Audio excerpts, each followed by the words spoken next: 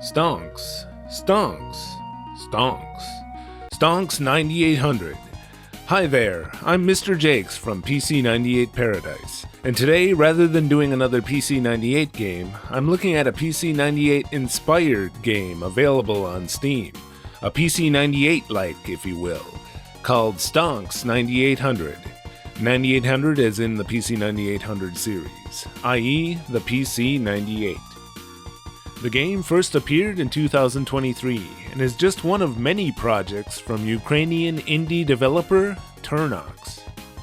When you start up the game, you even get this little imitation of the memory check screen that comes up whenever you power up a real PC-98. Nice touch. Then there's an imitation PC-98 DOS boot screen. Again, here's a real one. Then the title screen.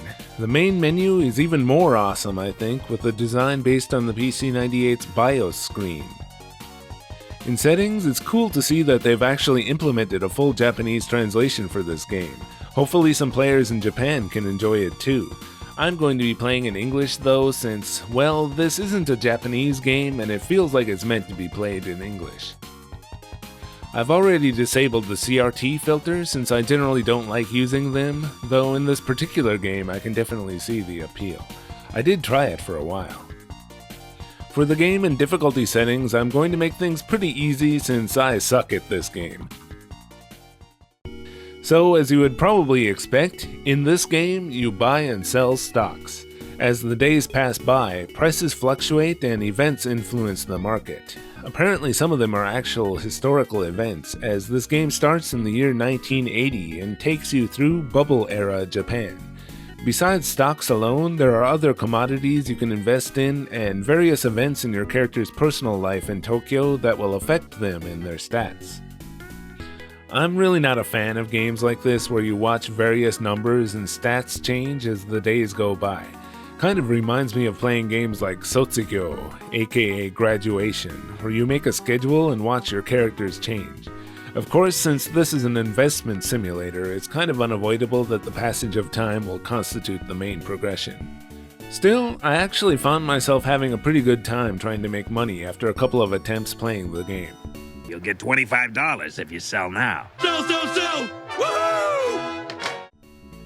This company called Shark was all over the place and made me some decent profits with high-risk trading. Buy low, sell high, that's my motto. I may just quit my job at the power plant and become a full-time stock market guy. At first I thought Shark was the vacuum cleaner company, but they weren't around yet in the 80s. The companies are actually all parodies of real Japanese companies, and Shark is supposed to be sharp. I know a genuine Panaphonics when I see it. And look, there's Magnetbox and Sorny.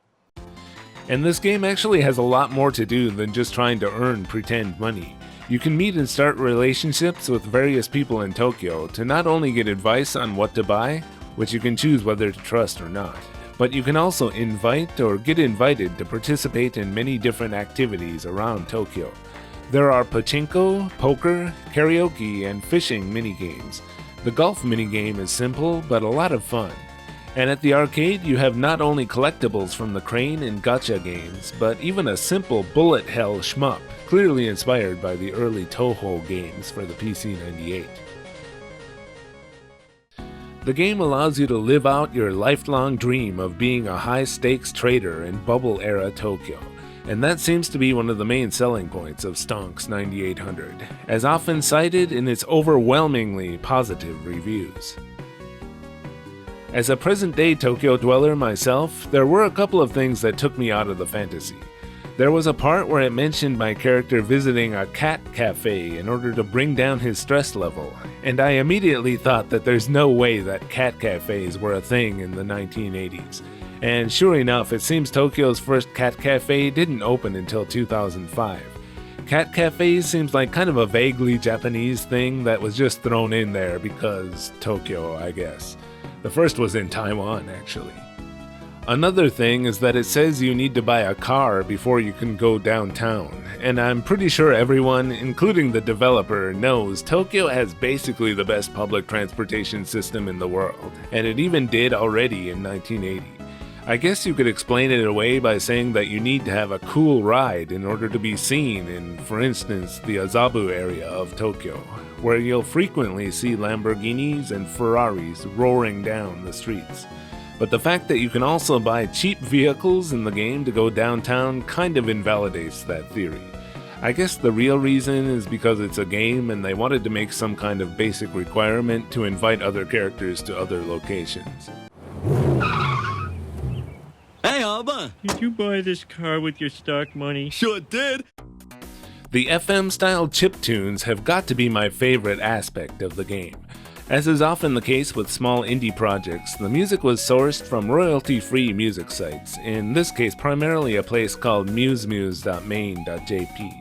Some of it even sounds a lot like real PC-98 music, and was likely made with Bamboo Tracker, a modern sequencer for the PC-98 stereo FM sound chip, the YM2608. The music sounds great and really adds to the game's relaxing retro vibe. Whenever you see screenshots of this game, you're likely to come across its mascot character, Amy, who serves as your secretary, or assistant, or whatever. I'd say with her character design, they got the art style of early 90s PC-98 games down pretty well. The only thing is that the dithering doesn't look like typical PC-98 graphics to me. I'd say they overdid it a bit with all the dots of different colors everywhere, even for her skin color. Whereas with real PC-98 graphics, they tended to use more solid colors and only use dithering for areas which require shading. There are actually a few other PC-98-like indie games out there, and one that I think gets it right is an upcoming Japanese adult doujin game called Do Kyonin, Under One Roof. Now this looks exactly like PC-98. Stonks 9800 has some things in it like this screen at the beginning, which just looks kind of vaguely retro PC, rather than anything specifically PC-98. And that's fine, it's up to the developer Stonks to decide just how far they want to take the PC-98 motif, and I'm sure the majority of players don't really care. Everyone seems to overwhelmingly love Stonks 9800 in its current state. As of now, the game isn't finished and has been considered to be early access since 2023. It's actively updated, and Stonks hopes to finish it later this year, including a story mode and 4 more characters with sprites like Amy. Actually, look at the image of Amy in the background here with more solid colors. Why doesn't she look like that in the game? Overall, I've had a lot of fun with this game so far, even though I still suck at it.